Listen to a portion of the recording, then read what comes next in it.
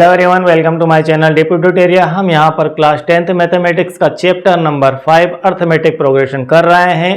हम इससे पहले के लेक्चर्स में इसका सारा बेसिक्स, एपी किस प्रकार से बनाई जाती है, एपी के क्या क्या फार्मूले हैं, एपी की क्या क्या टर्म कंडीशन होती है, सब कुछ बेसिक और कॉन्सेप्ट कंप्लीट करते हुए हम आ रहे हैं। सारे एग्जाम्पल हमने कंप्लीट किए। एक्सरसाइज 5.1 का हमने क्वेश्चन टू क्वेश्चन कंप्लीट किया है। आपको एक्सरसाइज 5.2 से आने से पहले वाली लाइन टू लाइन मैंने यहाँ पर कंप्लीट करवा दिए। एक एक कीवर्ड आपका क्लियर है।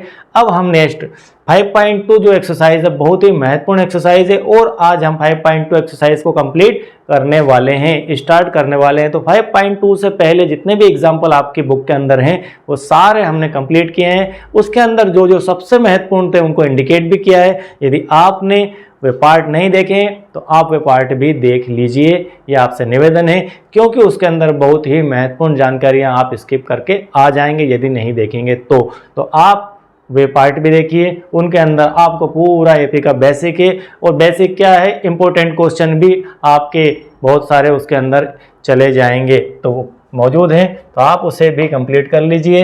अब हम देखते हैं हमारा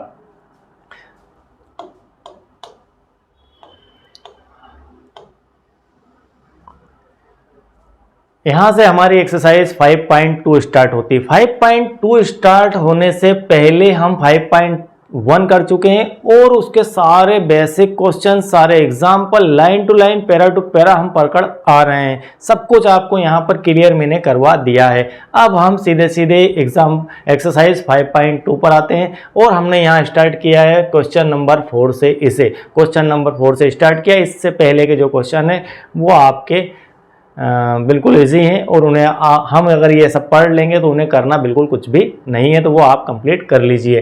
तो आपका भी समय और मेरा भी समय दोनों का बहुमूल्य है और हम यहाँ से स्टार्ट करते हैं। हमारा पहला फोर्थ क्वेश्चन है एक्सरसाइज 5.2 का फोर्थ क्वेश्चन है।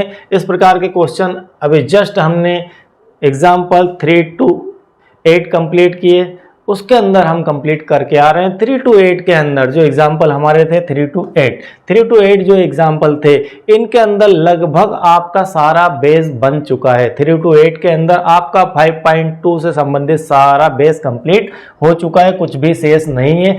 उन एग्जाम्पल के इर्द गिर्द ही, आसपास ही ये सारे आपके एक्सरसाइज के क्वेश्चंस होने वाले हैं। तो हम यहाँ पर क्वेश्चन नंबर 4 देखते हैं।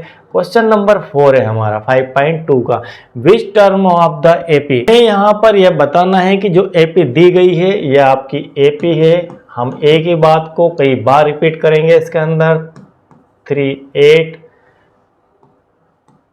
13, 18 से लेकर अप टू यहाँ बढ़ते हैं तो 78। ठीक है, यह आपका 78 टर्म है लास्ट में।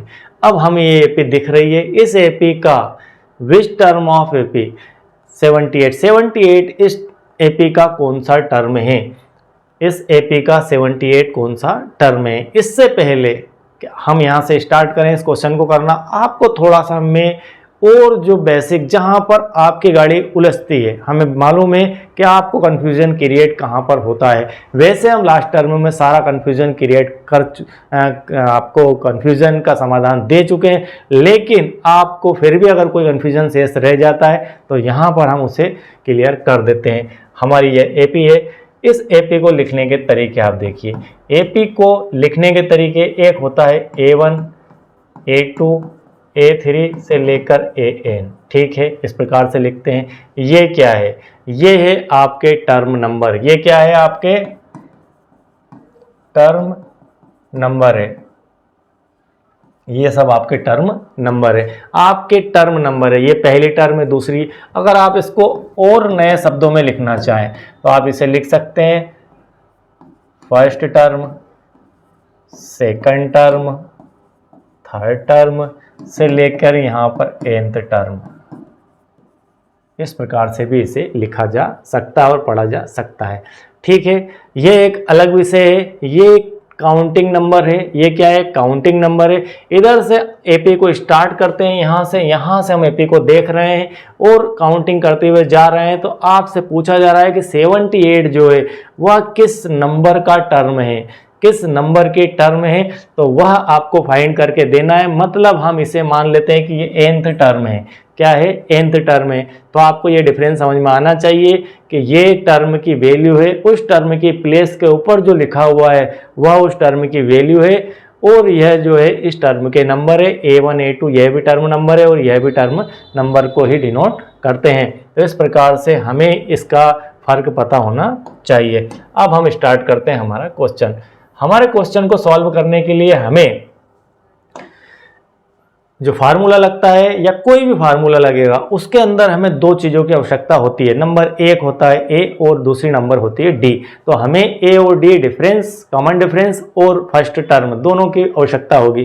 तो हम यहाँ पर फर्स्ट टर्म ऑफ ए पे लिखते हैं ए, ये हमारा 3। हम यहाँ पर देखकर ही पता कर लेते हैं, यहाँ से ए पी स्टार्ट होती है कि यहाँ पर इसका फर्स्ट टर्म हमारी 3 है। ठीक है, आगे बढ़ते हैं। हमें फाइंड करना है डी। तो डी फाइंड करने के लिए 8 - 3 करते हैं तो यहाँ पर आ जाता है 8 - 3 करने के बाद 5। तो कुल मिलाकर डी की वैल्यू हमारी आ जाती है 5। इस प्रकार से आप 2 3 को भी अगर 13 में से 8 माइनस करेंगे तो भी आपको वही मिलेगा, 18 में से 30 माइनस करेंगे तो भी 5 मिलेगा। कुल मिलाकर आपको डी की वैल्यू यहाँ पर 5 प्राप्त हो जाएगी। हमने ए और डी की वैल्यू यहाँ पर फाइंड कर ली। ठीक है, ए और डी की फाइंड करने के बाद हमें जो यह दिया है इसे क्या कहेंगे? हम 78 को क्या कहेंगे? 78 को हम कहेंगे हमारी nth टर्म है। ये कौन सी टर्म है? nth टर्म है। इसे हम an भी लिख सकते हैं, इसे हम an भी लिख सकते हैं, इसे हम वैल्यू ऑफ l भी लिख सकते हैं। l = 78 भी होता है। 3 प्रकार से आप इसे देख सकते हैं और समझ सकते हैं। आप इसे l = 78 भी देख सकते हैं, आप an = 78 भी देख सकते हैं, इसे nth टर्म के फॉर्म में भी देख सकते हैं। 3 प्रकार से हमारा जो फार्मूला वो यह है कि an = a + n - 1 × d। इस प्रकार से यह फार्मूला लिखा जाता है। कुछ बुक के अंदर इस प्रकार से भी लिखा हो सकता है a + n - 1 × d। अब इन दोनों में फ़र्क क्या है? बेसिकली इन दोनों का बेसिक फ़र्क क्या है? यहाँ पर an लिखा है, यहाँ पर l लिखा है। इन दोनों का बेसिकली फ़र्क ये है कि यह आपको दिखा रहा है कि nth नंबर की टर्म है, यह आपको दिखा रहा है कि nth नंबर की टर्म है n, और यह आपको दिखा रहा है कि nth नंबर की जो टर्म है उसकी वैल्यू l है, उसकी वैल्यू l है। तो यहाँ पर वैल्यू पुट करना है। l बराबर 78 है, an बराबर भी 78 है, लेकिन ये कंप्लीट वैल्यू है इसकी, और ये nth टर्म की वैल्यू है। दोनों में यह बेसिक अंतर है। तो हम दोनों का अर्थ एक ही है, लेकिन हमें थोड़ा सा व्यवहारिक भाषा भी सीखनी चाहिए कि व्यवहारिकता में ये दोनों अलग अलग भी है। अब हम यहाँ से इसे वैल्यू रख के आगे बढ़ते हैं। चलिए, इसकी वैल्यू है, इसकी वैल्यू दोनों की एक ही है। हम यहाँ से l की वैल्यू रख देते हैं 78 = a की वैल्यू है 3 प्लस हमें फाइंड क्या करना है? हमें फाइंड करना है n। हमें फाइंड करना है nth टर्म। nth टर्म का अर्थ है कि n नंबर। हम यहाँ से स्टार्ट करते हैं 1 2 3 4 से लेकर यहाँ आते हैं n। हम इसे यदि फर्स्ट कहते हैं, इसे सेकंड कहते हैं, तो इसे nth कहते हैं। तो इस कारण से यह n हमें नंबर दिखाएगा कि किस नंबर के ऊपर 78 रखा हुआ है या बैठा हुआ है। तो यहाँ n - 1 और d की वैल्यू है 5। चलिए सॉल्व कर देते हैं। 78 = 3 प्लस 5n - 5 और 78, यहाँ -3 इस तरफ आ चुका है और यहाँ प्लस का 5 हो चुका है, = 5n। इसे सॉल्व कर देते हैं। 78 में से 3 माइनस हुए तो 75, 75 में से जोड़ा तो 80, 80 = 5n। तो n = 80/5 = कितना आ जाएगा? आप कैलकुलेट करके देख सकते हैं, यह आ जाएगा आपका 16, 16×80। ठीक है, यह आपका आ चुका है n की वैल्यू 16। अब n की वैल्यू 16 आपको क्या इंडिकेट कर रही है? n की वैल्यू 16 से आपको क्या पता चल रहा है? इसका एनालिसिस कीजिए, इसका एनालिसिस भी कीजिए कि आपको n = 16 क्या दिखा रहा है। n = 16 यह दिखा रहा है नंबर 1 कि इस AP के अंदर n आप 1 2 से काउंट करते हुए जाएंगे तो 16 नंबर के टर्म के ऊपर आपको 78 मिलेगा। ठीक है, इस AP के अंदर 16 नंबर के ऊपर आपको 78 मिलेगा। मतलब टेबल नंबर 16 या टेबल नंबर कहें या आपका सीक्वेंस नंबर कहें, जो भी कहें आप, उसको आप उस नंबर पर आपको 78 वैल्यू मिलेगी एपी की। तो यह आपका 16 अलग है और आपका 78 अलग है, इन दोनों में मोटा फर्क है। अब इस प्रकार हम इस क्वेश्चन को कह सकते हैं कि यह कंप्लीट हो चुका है। अब आपको एक और बेसिक ट्रिक बता देता हूं मैं स्टार्टिंग में ही, आप चाहें तो उसे यूज़ कर सकते हैं। अगर यह क्वेश्चन आपको इस प्रकार का, यदि क्वेश्चन आपको ऑब्जेक्टिव टाइप में आ जाता है, एक नंबर में कहीं पूछा जाता है या फिल इन द ब्लैंक्स के अंदर पूछ लिया या और किसी प्रकार से फास्ट ट्रिक में पूछ लिया, तो आपको वहाँ पर फास्ट आंसर देना है, फटाक से 4 में से एक आंसर निकाल कर देना है। तो हम वहाँ पर ट्रू फॉल्स में देख सकते हैं, इस क्वेश्चन को इस प्रकार से पूछा जा सकता है। तो वहाँ पर आप इसे कैलकुलेट फास्ट कैसे करेंगे, इतना सारा लिखने की आवश्यकता नहीं है, इतना सारा लिखने की आवश्यकता नहीं है। हम इसको बहुत शॉर्ट तरीके से भी सॉल्व कर सकते हैं। आप इसे देखकर बता सकते हैं कि यह आपका 16 नंबर पर 78 होगा। कैसे होगा चलिए देखते हैं। मैं इसे यहाँ से रिमूव करता हूँ, क्लियर करता हूँ और हम बात करते हैं वो ट्रिक की। वो ट्रिक क्या है? वो ट्रिक आप किसी भी क्वेश्चन के अंदर अप्लाई कर दीजिए, आपका वहाँ पर सॉल्यूशन हो जाएगा। हम इसे लिखते हैं यहाँ पर 78, इस प्रकार से आप बढ़ते हुए आए। अब हमें एक चीज़ यह देखना है कि आप 8 में से 3 को माइनस करते हैं तो क्या, आप एक चीज़ ऐसे समझ लीजिए कि आपने 5 की टेबल पढ़ी, आप 5 की टेबल जानते हैं, आपने 5 में से 3 माइनस किया तो d इक्वल टू क्या आया आपका, d इक्वल टू आया 5। 5 जब आपका d इक्वल टू आया 5, आप 5 की टेबल पढ़ दीजिए। 5 की टेबल आप भली भांति जानते हैं, 5 की टेबल होती है 5, 10, 15 से लेकर आगे बढ़िए, हमें एक जगह यहाँ पर मिल जाएगा 80, ठीक है 80 मिल गया। आप भली भांति अंदाज़ा लगा सकते हैं, आप जानते हैं, आप इसे कैलकुलेट कर सकते हैं कि 5 की टेबल में 80 कितने नंबर पर आएगा, कितने टाइम में आएगा। तो हम इसे लिख सकते हैं 16 × 5। क्या लिख सकते हैं? 16 × 5। 16 का मल्टीप्लाई आप 5 से करेंगे, इसका अर्थ है कि इस पोजीशन को हम कहेंगे 16 पोजीशन। इसे अगर मैं फर्स्ट कहता हूँ, इसे अगर फर्स्ट कहते हैं, इसे सेकंड कहते हैं, इसे थर्ड कहते हैं और इसे हम 16 कहेंगे, ठीक है 16 कहेंगे। तो 16 नंबर के ऊपर आपकी टेबल में आपको 18 मिल जाएगा।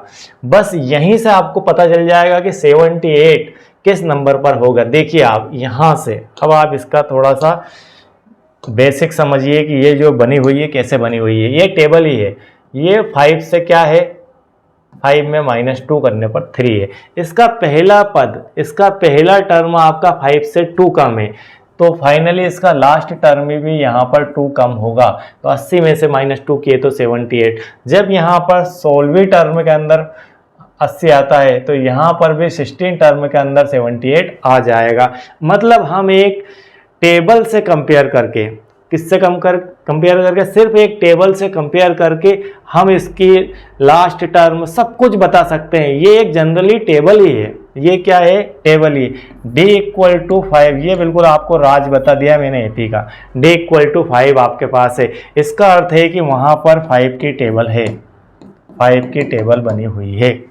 अब ये बात एक अलग है, यहाँ पर कह दिया गया कि a इक्वल टू 3 है, मतलब वो टेबल की स्टार्टिंग 3 से होगी, वह टेबल की स्टार्टिंग 3 से होगी, लेकिन वह टेबल आपके 5 की ही है। d इक्वल टू 5 यह बता रहा है कि आपकी टेबल की स्टार्टिंग, आपकी टेबल 5 की टेबल है लेकिन उसकी स्टार्टिंग 3 से है।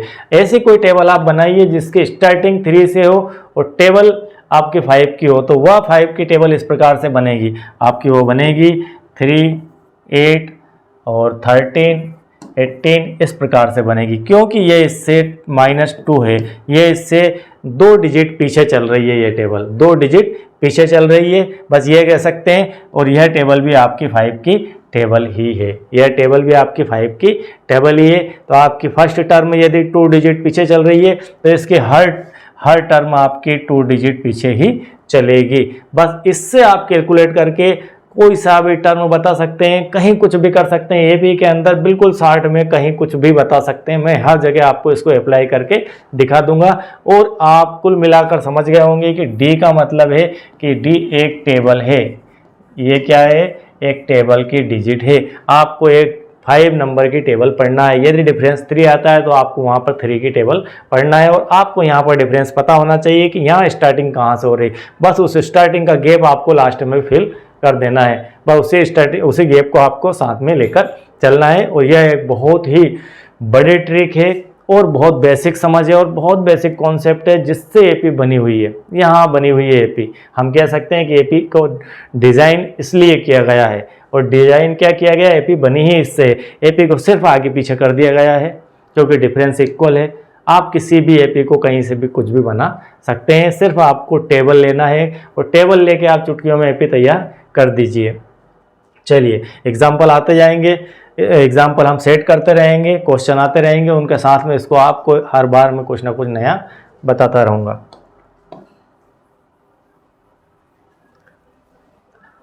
अब हमारा क्वेश्चन नंबर 4 के अंदर 2 क्वेश्चन हैं। हम उसमें से एक क्वेश्चन को ले रहे हैं, सिलेक्ट किया, और एक क्वेश्चन मैंने आपके लिए छोड़ दिया। अब हमारा है question number 5। Question number 5, find the number of term in each of the following APs.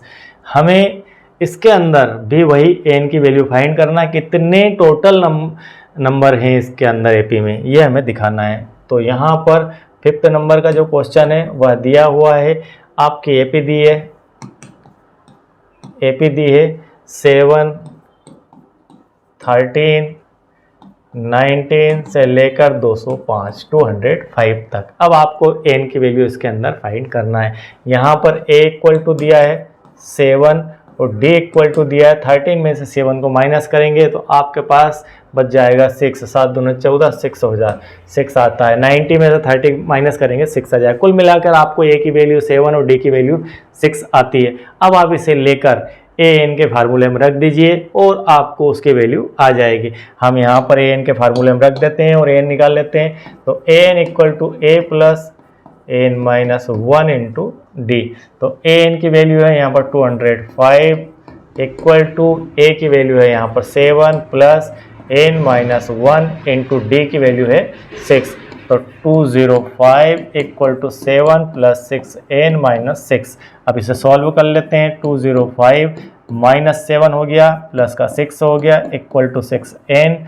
यहाँ पर इसे सॉल्व करते हैं। हम पहले प्लस कर लेते हैं। तो 211 माइनस 7 इक्वल टू 6 एन। ठीक है, ये हमने प्लस किया तो आपका 211 हो चुका है। अब इसमें से माइनस करते हैं 7, तो 1 कम किया तो 10 और 6 कम किया तो 4, तो 204 इक्वल टू 6 एन। इस प्रकार से आ चुका है।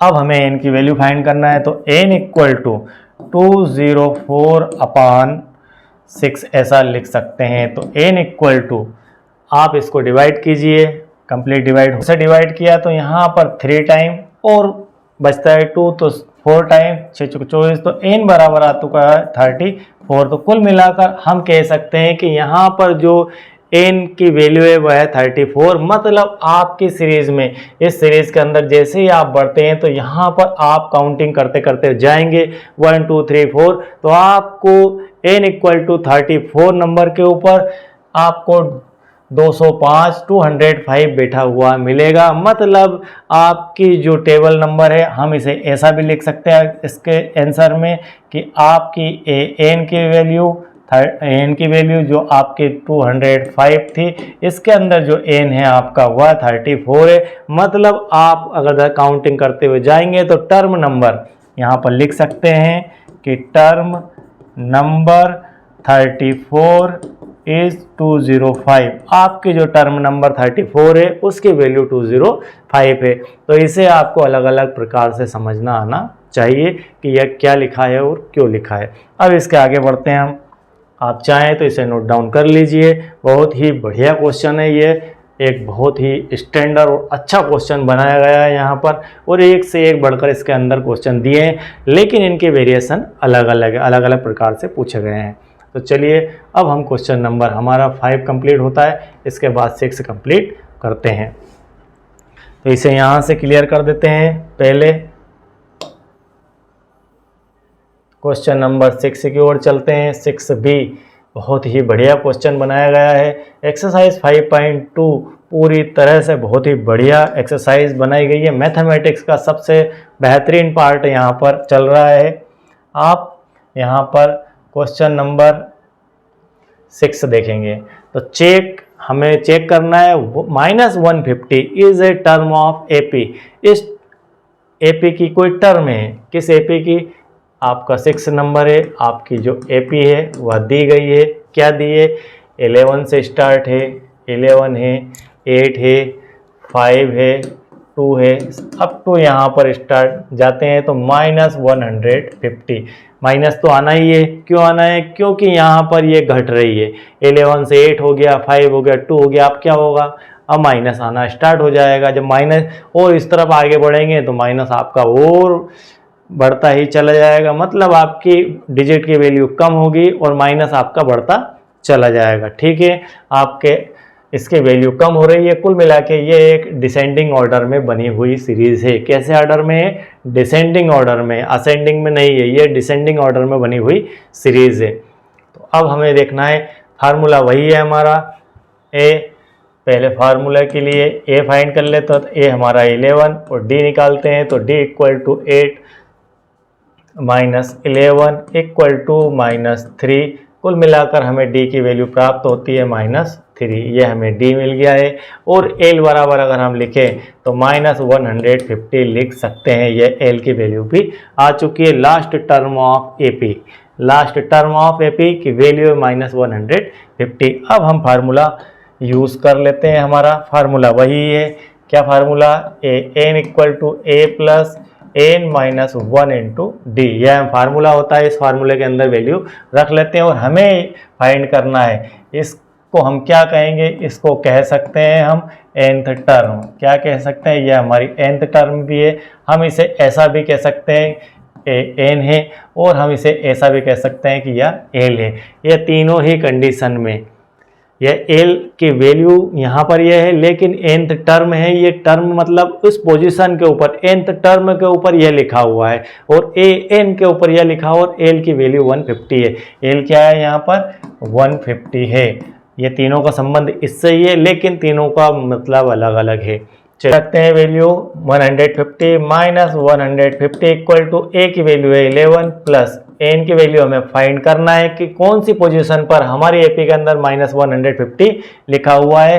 तो n-1 इंटू डी की वैल्यू है -3। इस प्रकार सॉल्व करते हैं तो -150 इक्वल टू 11, माइनस का मल्टीप्लाई किया 3n प्लस 3, इस प्रकार से हो गया माइनस माइनस प्लस। इन सबको एक तरफ ले आते हैं, 150 और आपका -11 हो चुका है, और -3 इक्वल टू -3n। इन सबको हम ऐड कर देते हैं क्योंकि सारे माइनस के हैं। तो यहाँ पर हो चुका है 164 -164 इक्वल टू -3, n माइनस से माइनस कैंसिल, तो n इक्वल टू 164/3।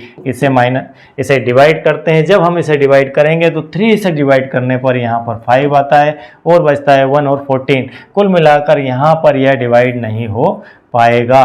तब हम इसे कह सकते हैं, क्योंकि n की वैल्यू आना चाहिए इंटीजर में। n की वैल्यू कोई पॉजिटिव इंटीजर होना चाहिए, पॉजिटिव ही इंटीजर होगा, नेगेटिव पॉजिटिव इंटीजर होना चाहिए। तो हम यहाँ कह सकते हैं कि इससे पहली चीज़ तो यह डिवाइड हो ही नहीं रही है, और हो रही है तो पॉजिटिव इंटीजर नहीं आ रहा है, तो हमें यहाँ पर कोई इंटीजर मिल ही नहीं रहा है। तो हम यहाँ पर इसे छोड़ देंगे और यहाँ पर लिख लेंगे।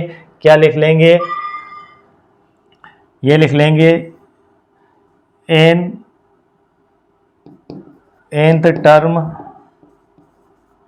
Not a integer. nth term आपकी इंटीजर है ही नहीं, तो इस कारण आप इसे यहीं पर छोड़ देते हैं। क्योंकि ये इंटीजर अगर होती तब हम बता सकते हैं कि ये 36 नंबर पर है, 34 नंबर पर है, 42 नंबर पर है, कुछ भी नंबर तो होता है। यहाँ पर नंबर निकल ही नहीं पा रहा, ये पॉइंट में आ रहा है यहाँ से 5 टाइम, और अब आपने किया तो 14 आ गया, और 14 में जो है 3 से डिवाइड होगा, लेकिन वो पॉइंट में आ जाएगा, रिमाइंडर शेष बच जाएगा।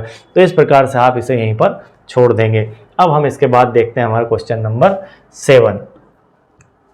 Find the 31st term of an AP. हमें एक एपी की 31st टर्म को फाइंड करना है।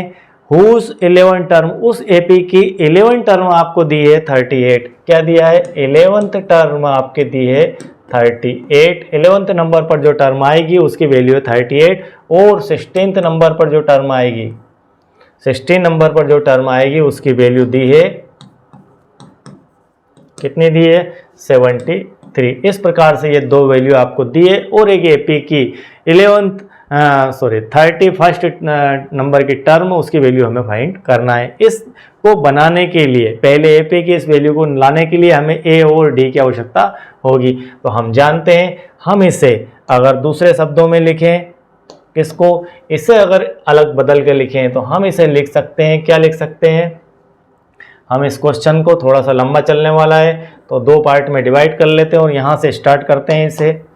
ठीक है, यहाँ से स्टार्ट करते हैं। हम इसे लिख सकते हैं, क्या लिख सकते हैं? 11th को लिख सकते हैं। 11th का अर्थ है, क्या अर्थ है 11th का अर्थ है यहाँ पर 11th का अर्थ है कि जो 11th टर्म होती है हम उसे लिख सकते हैं a प्लस n-1d, हमारा जो फार्मूला होता है, इस फार्मूले से हम इसे a प्लस 10-1d ऐसा लिखते हैं, सॉरी 11-1d लिखते हैं, और a प्लस 10d लिखते हैं। क्या लिखते हैं? a प्लस 10d लिखते हैं। हम इस फार्मूले का यूज करके a प्लस 10d, जैसे हमने यहाँ पर इसे लिख दिया a प्लस 10d, तो किसी भी टर्म को इस फार्मूले से हम लिखते हैं जनरली हमारा जो फार्मूला होता है वो होता है an equal to a plus n-1 into D. आपकी जब टर्म n हो तो उसे n-1 के रूप में लिखा जाता है। तो जब आपकी 11 टर्म होगी तो 11-1 मतलब आपकी 10d हो जाएगी। तो इस हिसाब से आप इसे लिख सकते हैं, क्या लिख सकते हैं?